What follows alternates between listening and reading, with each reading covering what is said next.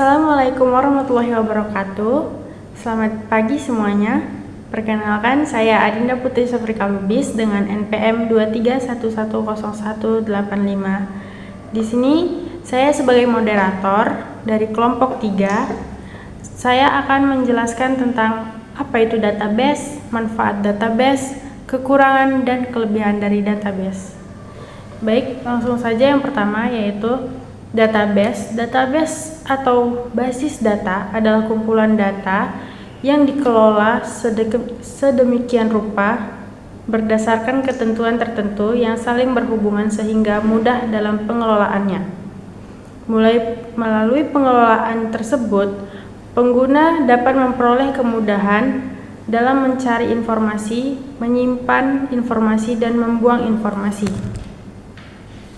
Adapun pengertian lain dari database adalah sistem yang berfungsi sebagai mengumpulkan file, tabel, atau arsip yang terhubung dan disimpan dalam berbagai media elektronik. Selanjutnya adalah manfaat. Manfaat dari database, yang pertama adalah kecepatan dan kemudahan. Sistem basis data memberikan kemampuan dalam seleksi data menjadi satu kelompok yang terurut dengan cepat. Yang kedua, multi-user. Database memberikan kemudahan akses bagi banyak pengguna dengan waktu yang bersamaan. Sistem tersebut memungkinkan akses suatu dokumen ke lebih dari satu pengguna. Yang ketiga adalah keamanan data.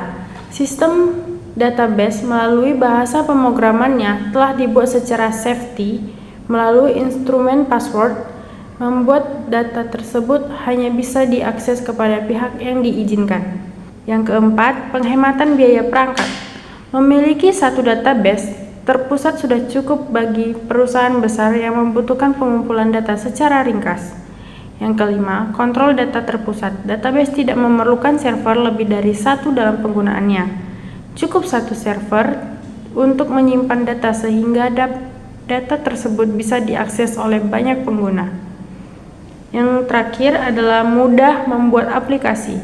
Memulai kaitannya terhadap perusahaan.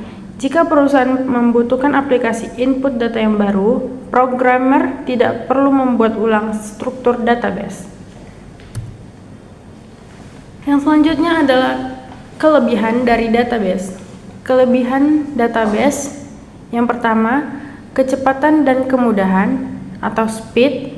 Basis data memiliki kemampuan dalam mengelompokkan, mengurutkan, bahkan perhitungan dengan matematika. Dengan perancangan yang benar, maka penyajian informasi akan dapat dilakukan dengan cepat dan mudah. Yang kemudian, pemutusan kontrol data. Karena cukup dengan satu basis data untuk banyak keperluan, pengontrolan terhadap data cukup dilakukan di satu tempat saja. Yang ketiga, efisiensi ruang penyimpanan atau space. Dengan pemakaian bersama, tidak perlu menyediakan tempat penyimpanan di berbagai tempat. Yang keempat, keakuratan atau akurasi. Penerapan secara ketat aturan tipe data, domain data, keunikan data, hubungan antara data, dan lain-lain dapat menekan keakuratan dalam pemasukan atau penyimpanan data. Yang kelima, ketersediaan atau availability. Dengan basis data, kita dapat membackup data atau memilah-milah data mana yang masih diperlukan dan data mana yang tidak kita perlukan. Yang keenam, keamanan atau security. Kebanyakan DBMS dilengkapi dengan fasilitas manajemen pengguna, diberikan hak akses yang berbeda-beda sesuai dengan pengguna dan posisinya. Yang ketujuh, kebebasan data atau data independence. Jika sebuah program telah selesai dibuat dan ternyata ada perubahan isi atau struktur data, maka dengan basis data perubahan ini hanya perlu dilakukan pada level DBMS. Lalu yang terakhir ialah user view. Basis data penyediaan pandangan yang berbeda-beda untuk tiap-tiap pengguna.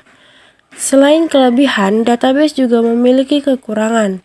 Yang pertama, ia lebih mahal. Sistem basis data membutuhkan sumber daya yang tinggi. Terlebih untuk melakukan perawatannya yang secara berkala. Yang kedua, proses backup cukup memakan waktu. Sehingga jika dilakukan backup akan menghabiskan waktu. Yang ketiga, bila ada akses yang tidak benar, kerusakan dapat terjadi. Kesalahan dalam mengakses bisa menyebabkan berbagai masalah, terutama oleh sembarang pengguna. Yang terakhir ialah sistem lebih rumit, sehingga memerlukan orang ahli. Sistem basis data sangat kompleks, tidak sembarang orang yang bisa menanganinya. Perkenalkan, nama saya Ridho Cahya dengan NPM 23110184. Saya akan melanjutkan penjelasan tentang materi software, ERD, dan relasi beserta dengan contohnya. Baiklah, yang pertama adalah software. Software yang sering digunakan itu adalah Microsoft Access, Oracle, MS SQL Server, MySQL, Firebird, MariaDB, OrangeDB, PostgreSQL, dan Cloudera. Lalu software yang jarang digunakan itu adalah JSON, XML, MongoDB, SAP HANA, IBM DB2, MemSQL, Interbase, dan SQLite. Selanjutnya adalah ERD dan relasi. ERD adalah suatu model untuk menjelaskan hubungan antar data dalam basis data berdasarkan objek-objek dasar data yang mempunyai hubungan antar relasi. Selanjutnya adalah relasi. Relasi merupakan hubungan yang terjadi pada suatu tabel dengan lainnya yang mempresentasikan hubungan antar objek di dunia nyata dan berfungsi untuk mengatur operasi suatu database. Hubungan yang dapat dibentuk dapat mencakup 3 macam, yaitu yang pertama one-to-one, yang kedua one-to-many, dan yang ketiga many-to-many. Baiklah, selanjutnya adalah ERD. ERD untuk memodelkan struktur data dan hubungan antar data. Untuk menggambarkannya digunakan beberapa notasi dan simbol. Pada dasarnya ada 3 komponen yang digunakan, yaitu entitas. Entity merupakan objek yang mewakili sesuatu yang nyata dan dapat dibedakan dari sesuatu yang lain. Simbol dari entity ini biasanya digambarkan dengan persegi panjang. Selanjutnya, atribut. Setiap entitas pasti mempunyai elemen yang disebut atribut yang berfungsi untuk mendeskripsikan karakteristik dari entitas tersebut. Isi dari atribut mempunyai sesuatu yang dapat mengidentifikasikan isi elemen satu dengan yang lain. Gambar atribut diwakili oleh simbol elips. Baiklah, selanjutnya saya akan menjelaskan contoh ERD dan relasi. Seperti yang kita lihat pada PPT, di situ terdapat contoh dari ERD bioskop, di mana bentuk yang berbentuk persegi panjang itu adalah merupakan entitas, sedangkan yang berbentuk oval atau elips itu adalah atribut, dan yang berbentuk seperti belah ketupat itu adalah relasi atau hubungan. Baiklah, selanjutnya adalah contoh ERD dan relasi. Relasi memiliki 3 hubungan, yaitu many to many, one to many, dan one to one. Contoh dari relasi seperti yang dapat kita lihat di PPT, terdapat ERD tabel bioskop. Contoh dari one to many terdapat pada tabel admin dan customer, sedangkan many to many terdapat pada tabel studio dan film. Baiklah, itu saja penjelasan dari saya. Materi selanjutnya akan dilanjutkan oleh teman saya. Perkenalkan, nama saya Tanti Ninggolan, MPM 2311-0262. Baiklah, saya akan melanjutkan materi tentang relasi DDL dan DML, di mana relasi mempunyai 3 hubungan, yaitu one to one, mempunyai pengertian setiap baris data pada tabel pertama dihubungkan hanya ke satu baris data pada tabel kedua.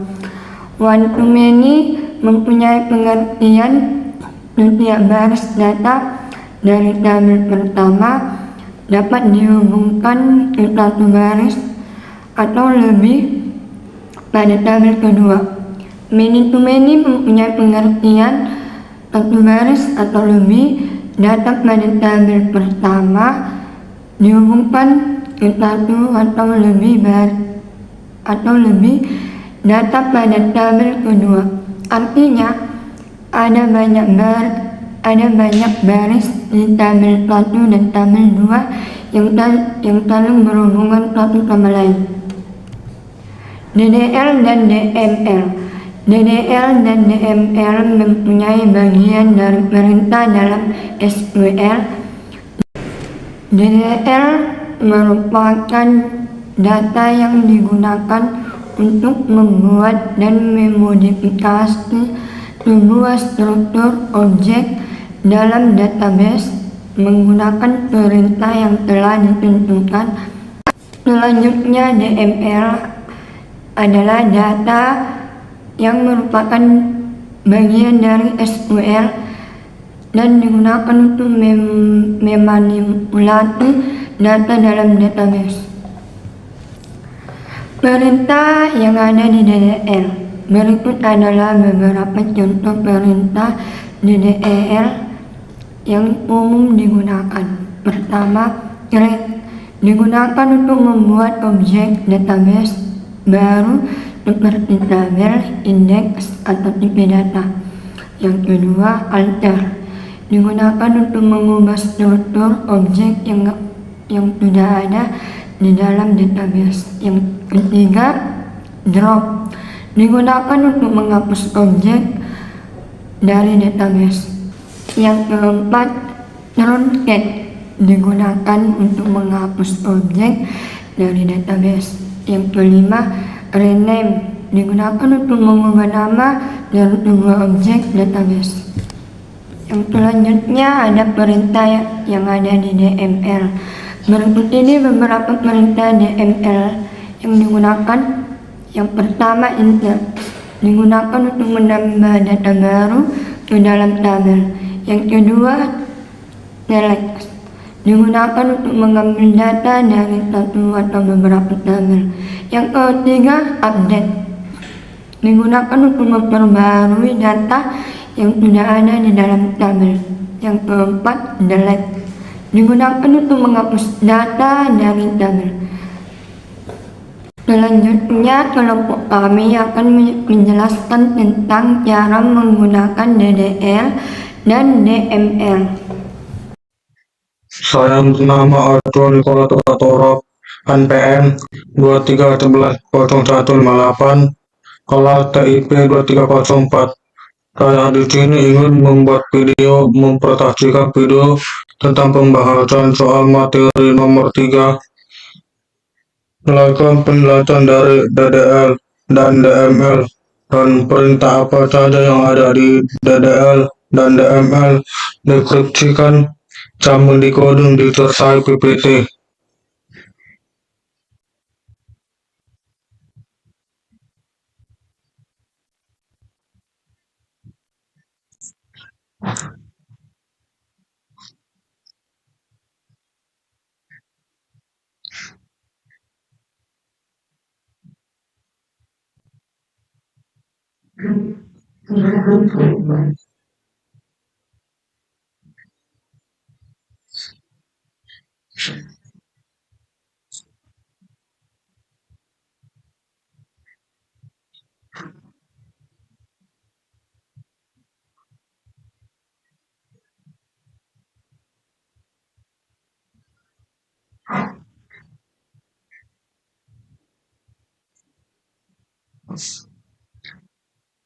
Saya ingin mengcoding tentang ERD bioskop, maka di sini terdapat ada bioskop di dalam tabel, maka saya hapuskan.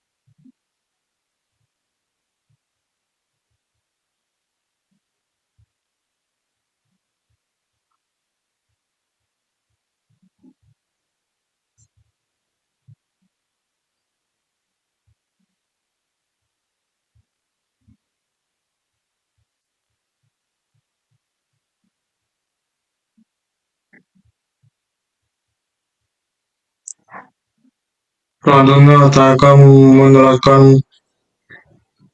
perintah-perintah DDL atau DML.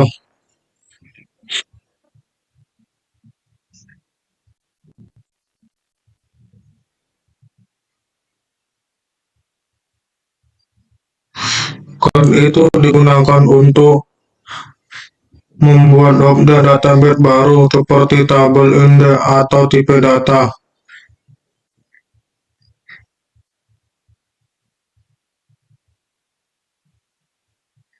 Sedang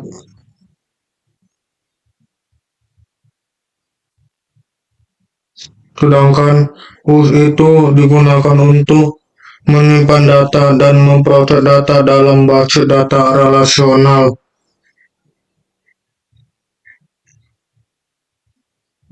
Dash itu digunakan untuk mengurutkan data dalam urutan menurun.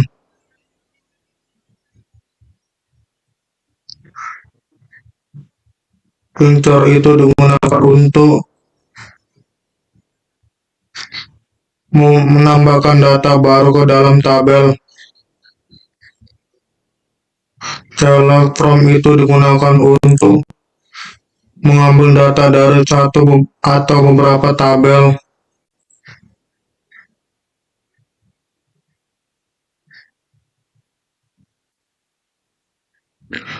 Alter itu digunakan untuk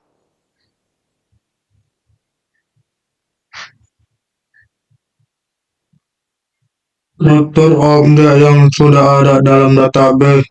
Sedangkan yang terakhir, random itu digunakan untuk mengubah nama dari sebuah objek database. Sekian dari video saya mengucapkan terima kasih sebelumnya.